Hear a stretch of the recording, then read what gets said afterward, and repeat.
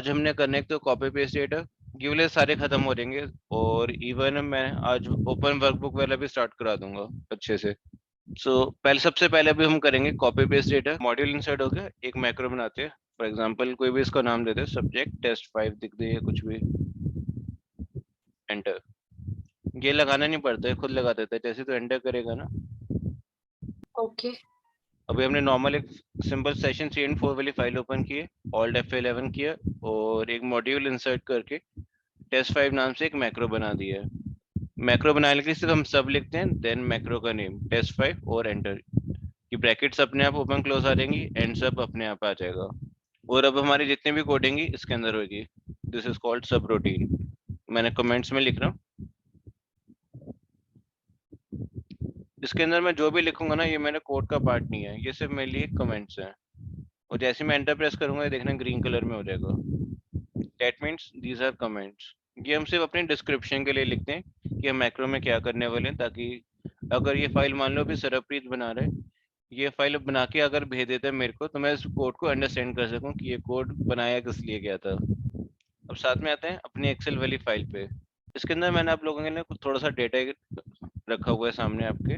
कुछ यहाँ पे केस ऑनर है, अकाउंट नेम है, स्टेटस है, डेट टाइम है, रॉ डेटा डेटा शीट में। और इसको कॉपी करके मेरे को बैकअप में डालना है। एक वे है कि मैं एक पर्टिकुलर उसको एक रेंज दे दूं, और वो सिर्फ एग्जैक्ट वही रेंज कॉपी पेस्ट कर दे। बट मैं चाहता हूँ मेरा डेटा ना कभी भी बढ़ सकता है या कम भी हो सकता है, तो अकॉर्डिंगली वो डायनेमिकली चेंज हो जाए अपने आप। अब रोज को अगर डायनेमिक बनाना है, तो मेरे को लास्ट रो पता होनी जरूरी है कि मेरे करंट अब एक्सेल फाइल में लास्ट रो कौन सी है। सबसे पहले तो मैं एक लास्ट रो निकालता हूँ। लास्ट रो मेरे को निकालनी किसकी है? डेटा शीट की।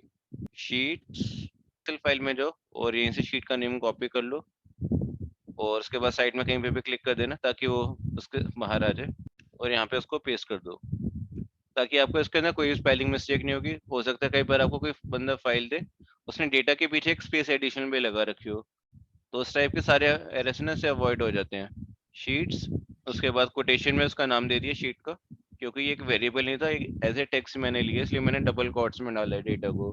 देन उसका ब्रैकेट क्लोज की, डॉट सिलेक्ट। अब उसमें बस शीट सिलेक्ट होगी। अब इसकी मेरे को निकालनी है लास्ट रो। तो एक मैं काम करता हूँ, वेरिएबल ले लेता हूँ LR नाम से। एल आर, और अगर मैं ऊपर ऑप्शन एक्सप्लिसिट नहीं लिखता, मैंने लास्ट क्लास में समझाया था, तो मेरे लिए डिक्लेरेशन मेरी अपनी मर्जी है, इसको मैं लिखना चाहता हूँ या नहीं। मैंने ले लेता हूँ LR equals to sheets, then sheet का नेम डेटा था, डॉट रेंज को लिखने का एक और भी वे होता है, सेल्स। जैसे हम सेल्स लिख के ओपन पैरेंथेसिस से स्टार्ट करते हैं ना, तो हमारे पास दो ऑप्शन होते हैं। पहला होता है row number comma column index number. तो यहाँ पे रो नंबर मेरे पास फिक्स नहीं है, रोज मेरी ज्यादा भी हो सकती हैं, कम भी हो सकती हैं। तो मैं से कहूंगा एक्सेल को कि आप सारी रोज ना मेरे लिए काउंट करो पहले खुद से, क्योंकि 2003 वर्जन वगैरह में अगर मैं देखूं, तो हमारे पास पहले 65,536 रोज होती थी, और करंट वर्जन में मेरे पास होती है 1048576 रोज टोटल। तो मैं चाहता हूँ मैं ऐसा मैक्रो मैं उस फाइल में भी चलाऊं तब भी मेरा रन हो जाए, इस करंट वर्जन में चलाऊं तब भी मेरे को कोई एरर थ्रो ना करे। तो मैं लिख दूंगा रोज डॉट काउंट। अब उसको मैंने बता दिया कि सारी आपको रोज करनी है, एक्सेल की काउंट करनी है। अब जैसे मैं कॉमा करता हूँ, फिर ये मेरे से पूछता है कि आपने रोज तो काउंट करनी है, पर कौन से कॉलम की करना चाहते हो, ए की, बी की, सी की। इसके अंदर हमेशा ऐसा कॉलम चूज करना है जिसमें आपको पता है कि कोई ब्लैंक सेल नहीं आने वाला। जैसे फॉर एग्जांपल यहाँ पे मेरे पास ए कॉलम है, मेरे को पता है यहाँ पे सब में नेम आएंगे आएंगे, तो इसके अंदर कोई ब्लैंक नहीं आएगा। अगर आपको लगता है कि अगर फर्स्ट कॉलम में कोई ब्लैंक आ सकता है, और फॉर एग्जांपल जैसे यहाँ पे मान लो मैं डिलीट कर देता हूँ, तो मेरे पास टोटल रो नंबर 24 हो गई, जबकि मेरी लास्ट रो होनी चाहिए थी 25। तो मैं उसमें कॉलम ए की जगह मैं बी चूज करूंगा, क्योंकि मेरे को पता है इस कॉलम में कोई मेरे पास ब्लैंक सेल नहीं आने वाला है, स्पेशली लास्ट रो के अंदर। बीच में कोई ब्लैंक है मेरे को फर्क नहीं पड़ता, लास्ट रो मेरी ब्लैंक नहीं होनी चाहिए। तो उसके लिए मैं आगे लिख दूंगा कॉमा 1। मेरे को पता है ए नेम में कोई ब्लैंक नहीं आने वाला। अब उसने एक ही सारी रोज काउंट कर लिया। मैं ऐसे कर रहा हूँ, जितने आपने काउंट किए ना उसके सबसे लास्ट में आ जाओ। तो लास्ट में आने के लिए हम लिखते हैं डॉट एंड। अब वो ये एक्सेल में ना यहाँ पे आ चुका है। अब मैं ऐसे कहूंगा कंट्रोल दबा के ना ऊपर आ जाओ। ऊपर आने के लिए कमांड होती है एक्सेल अप। टोटल उसमें हमारे पास 4 होते हैं, excel up, excel down, excel to left, excel to right, TO2 alphabet वाला। अब मैं इसको ऊपर आने तो मैंने लिख दिया एक्सेल अप डॉट रो। अब पहले मैंने लिखा था रोज डॉट काउंट। रोज डॉट काउंट का मतलब है कि उससे सारी रोज काउंट करनी है, तो यहाँ पे एस साथ में आया था। और आखिरी में मैंने खाली लिखे डॉट रो, यानी करने के बाद आपके पास कौन सी रो आ चुकी है। अगर मैं डॉट रो लिखता हूँ ना तो मेरे पास ये आएगा और ये रो नंबर 25 को स्टोर कर लेगा। अगर मैं डॉट सिलेक्ट करता हूँ तो उस सेल को वो जाके वो सिलेक्ट करते हैं, लास्ट रो को सिलेक्ट कर देता है।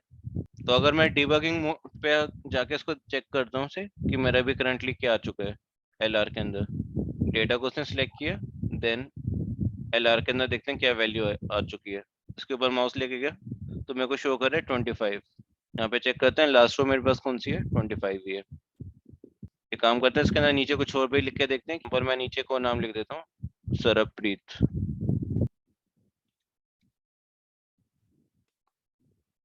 अब इसको रन करके देखते हैं यहाँ तक कि मेरे पास लास्ट रो क्या आ रही है। अगेन मैं डिबगिंग मोड कर रहा हूँ, मेरी फंक्शन की एनेबल नहीं है तो मैं साथ में फंक्शन की भी प्रेस कर रहा हूँ, फंक्शन की और F8 स्टेप बाय स्टेप चलाने के लिए। अब चेक करते हैं LR में क्या वैल्यू आई है, 26। जैसे मैंने एक नाम नीचे एक्स्ट्रा ऐड किया तो मेरे पास एक एक्स्ट्रा वैल्यू आ गई। एक काम करते हैं, मैं एक आधी बीच में ब्लैंक रो छोड़ देता हूँ, उसके बाद नीचे लिख के देखते हैं सरप। अब मेरे पास लास्ट रो 30 आनी चाहिए, बेशक बीच में ब्लैंक हो, मेरे को कोई लेना देना नहीं है, क्योंकि जो मैं कमांड उसको दिया उसको मैंने बोला कि आपको सबसे नीचे आना है और उसके बाद ऊपर जाओ। तो नीचे से ऊपर आएगा तो मेरे पास लास्ट रो बनती है 30। फंक्शन और साथ में F8 प्रेस कर रहा हूँ मैं। सो लास्ट रो आपके सामने अब आ चुकी है, LR equals to 30। Last row निकालने में कोई डाउट है तो पूछो। Comma one, one denotes for column here. Comma के बाद पहले रो आएगी फिर हमें कॉलम, तो वन हमने इसलिए लिखा था ना कि ए कॉलम क्योंकि के लिए। वन में ब्लैंक नहीं था, मतलब पहले रो में ब्लैंक नहीं था। लास्ट रो ब्लैंक नहीं थी, बीच में ब्लैंक को कोई फर्क नहीं पड़ता, लास्ट रो तेरी ब्लैंक नहीं होनी चाहिए। एंड सब पे जब येलो पे होगा रुक जाना। येलो का मतलब होता है उस लाइन को भी उसने एग्जीक्यूट करना है, अभी किया नहीं है। अब LR के ऊपर माउस लेके जाके चेक करो 25, LR इक्वल्स टू 25। ठीक है, वहां पे चेक कर लो लास्ट रो यही है आपकी। हाँ जी। ठीक है, अब नॉर्मल एक्सेल फाइल पे जा, मैक्रो की रिकॉर्डिंग ऑन कर, Alt+WMR से, Alt+WMR शॉर्टकट की। अब माउस से सिलेक्ट करियो, कंट्रोल शिफ्ट डाउन से सिलेक्ट मत करियो, नीचे तक माउस से पूरा सिलेक्ट करना है। Very good. स्पेशल करना नॉर्मल नॉर्मल पेस्ट कंट्रोल भी, एस्केप की प्रेस कर दे, एस्केप दबा के बस स्टॉप पे दबा दे। अब इसके कोड पे आ जाओ वापस जो तूने रिकॉर्ड की है। अब देख शीट डेटा डॉट सिलेक्ट तो लिखा ही हुआ है, इसके नीचे लास्ट रो निकाल ले। लास्ट रो निकालनी तूने सीख ही लिया, हाँ लास्ट रो निकालनी है। आप सब भी अपने साथ के साथ करते रहो। शीट्स डेटा, ये लास्ट रो मैं अच्छे से ना याद करवा दूंगा। डॉट सेल्स ओपन पैरेंथेसिस, अब इसके अंदर करेंगे रोज डॉट काउंट ताकि सारी रोज को वो काउंट कर ले। ROWS डॉट एंड ब्रैकेट के में excel up close parenthesis, excel up के बाद क्लोज पैरेंथेसिस। कैप स्मॉल की टेंशन मत ले, वो खुद ठीक कर लेगा। डॉट रो, पहले रोज लिखा था अब हमने रो लिख रहे हैं क्योंकि लास्ट रो एक कोई पर्टिकुलर रो नंबर आएगा। अब हमारे पास LR आ चुका है वेरिएबल, और नीचे अगर मैं रेंज देखूं तो मेरे पास लिखी है range A1 to D25 dot select. तो 25 ना उसको एक रिस्ट्रिक्ट कर रहा है कि मैं रो नंबर 25 से आगे नहीं जा सकता। इस रिस्ट्रिक्शन को हटाने के लिए अब जो 25 है ना, अब उस 25 को हटा दे, A1 to D तक रहने दिए, सिर्फ 25 हटा दे। अब कोटेशन के बाद आ जा, एंड लिख, एंड वाला सिंबल। एंड सिंबल का मतलब होता है कॉन्कैटिनेट या जोड़ने के लिए हम यूज करते हैं एंड सिंबल, इसलिए एंड सिंबल। AND लिखते हैं तो उसका मतलब हो जाता है लॉजिकल फंक्शन। अब वेरिएबल मेरा मैं कोटेशन में नहीं डाल सकता था तो इसलिए मैंने D के बाद यहाँ पे एंड लगवाया काकू से, और अब इसके साथ में मैं जोड़ दूंगा LR को। LR लिख साथ में, ठीक है।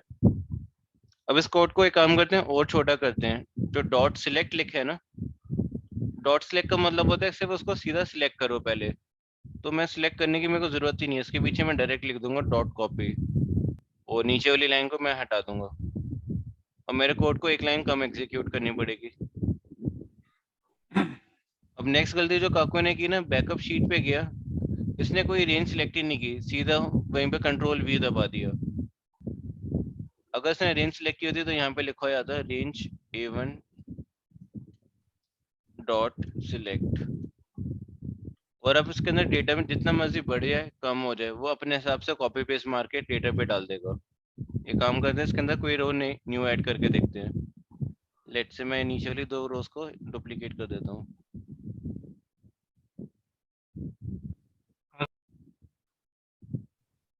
अब रन करके देख, अब देख वहाँ पे रोज ज्यादा आ रही है, तो मैंने और बढ़ा दी रोज के लिए। तो जितने जो डेटा शीट में रोज बढ़ाता रहेगा इतनी यहाँ पे आती रहेंगी। चेक कर कितनी रोज आ रही है बैकअप में। 29।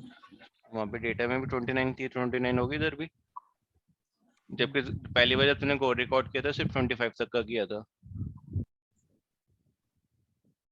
शुभम आपका हो गया ये वाला? हाँ, बोल। ये वाली लाइन क्यों आई? ये एस्केप के लिए आती है। हाँ, जितना भी तूने कॉपी किया होता है ना, क्लिपबोर्ड मेमोरी में नहीं तो स्पेस लेता है, वो स्पेस ना ले इसलिए हम एस्केप की यहाँ पे यूज करते हैं। Very good. कोई डाउट है इसमें? काकू तेरे लिए कोई चीज बताता हूँ, इसको इस लाइन को तो और भी छोटा कर सकता है, इस पूरे कोड को। काकू इसको रन करके देख, उधर जाके चेक कर, पेस्ट कर दिया इसने? करे आ गया। कितनी लाइंस का रह गया कोड मैनुअल में? तो पहले कितने का था? बहुत ज्यादा थी यार पहले तो। सिर्फ एक नया कीवर्ड ऐड हुआ है, डेस्टिनेशन के बाद साथ में डबल डॉट और इक्वल्स टू।